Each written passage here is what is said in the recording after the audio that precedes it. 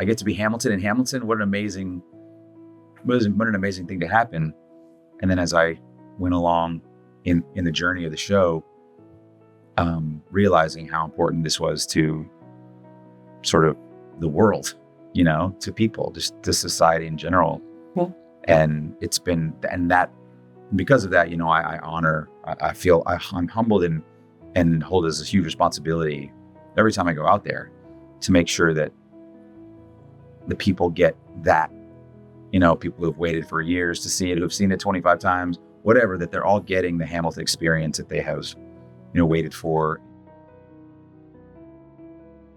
The freedom to express who we were in an educational system that doesn't really allow for that. I think that looking back on it was really unique. I like to break new ground. I don't want to just, paint by numbers on somebody else's concept. There's people who are great at that. I like to be the one to come up with the drawing and put the numbers in. But also, like, the developing of fearlessness about being creative is definitely an outgrowth of having gone to Booker T, where you're celebrated for it. I don't know where I'll be 5 years from now, but if I'm still here, I hope I'm just still making an impact with my work, finding happiness in my work, and leaving behind a legacy with my work, because that's important. That whatever I create can be used as an educational tool for people to use.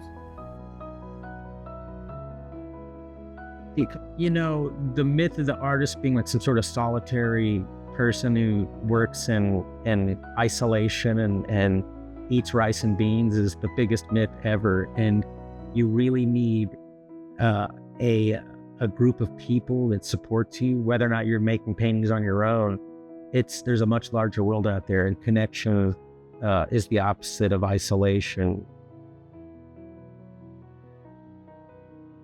You're going to be successful one day, successful in a way that will make all of this worth it. Yes. All this struggle, all this stress, all this, sharing a bed in a hotel room, or sleeping on the floor, or sleeping at fans' apartments or whatever, it's going to be worth it.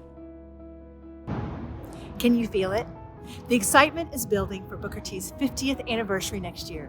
And as part of that celebration, we will soon be publishing Volume 2 of Fulfilling the Vision, the coffee table book about successful alums of the school and where they've gone.